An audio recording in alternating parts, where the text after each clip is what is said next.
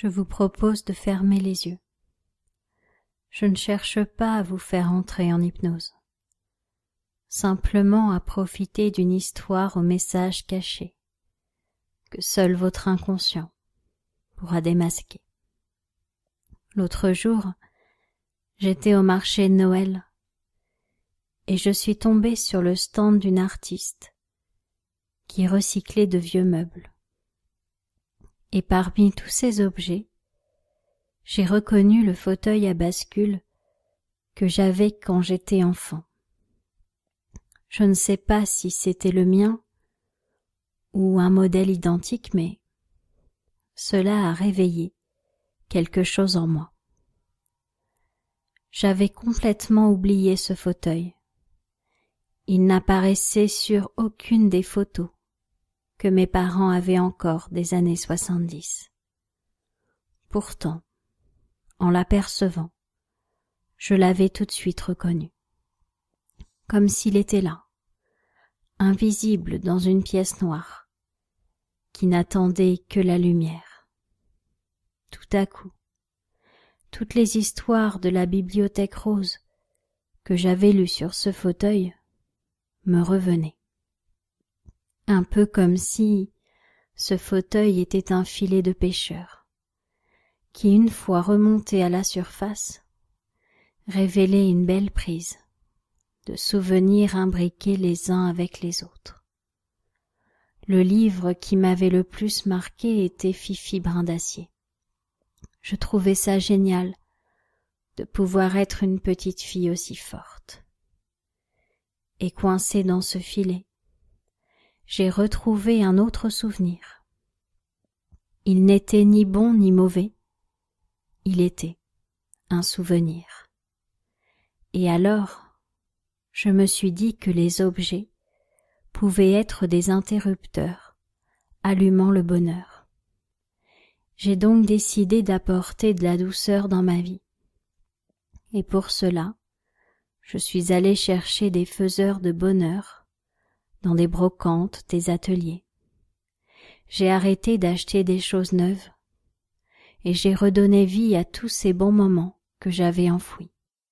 J'avais tellement cherché à fuir le passé. Je m'étais tellement interdit de penser au futur. Parce que c'est marqué dans les livres du bonheur. Il faut être dans le présent. Et il ne faut pas s'attacher aux objets. Ça rend libre, à ce qu'il paraît. C'est vrai. C'est comme se couper de tous ses amis. On est libre.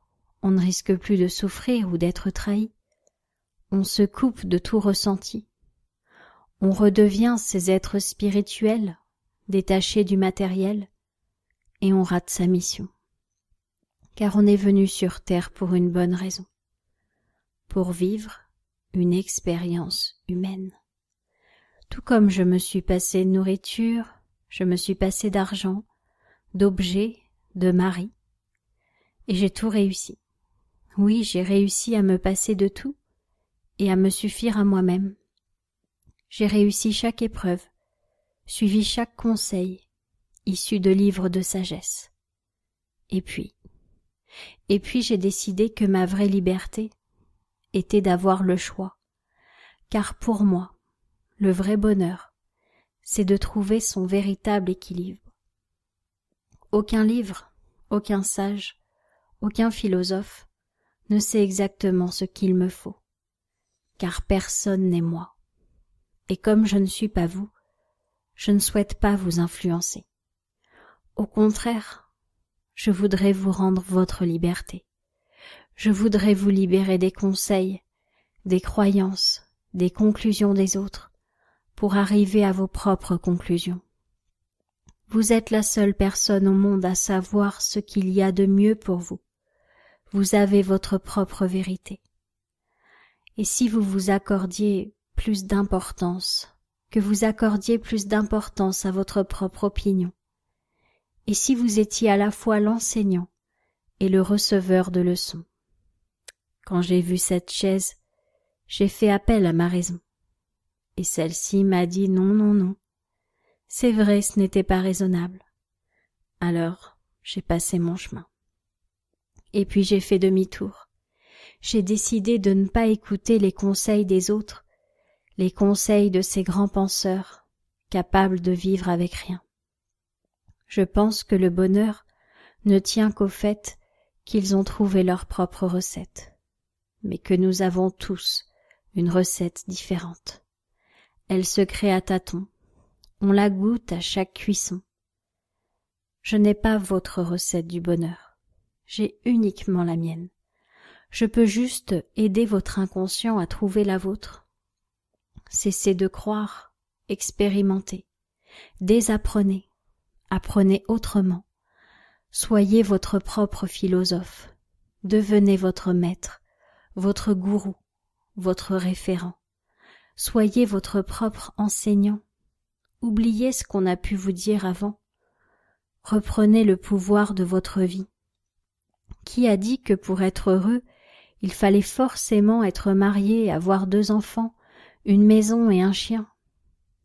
Et si votre bonheur à vous était bien différent? Si le pour était le contre, et le contre le pour?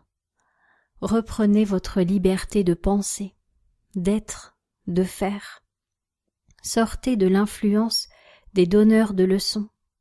Vivez, expérimentez, et faites-vous votre propre opinion. Comme quoi, parfois, un simple objet recyclé peut également recycler toutes nos idées, nous permettre de voir la vie autrement et de se faire confiance pleinement. Quand vous le souhaiterez, vous pourrez revenir à la réalité et réouvrir les yeux tout doucement.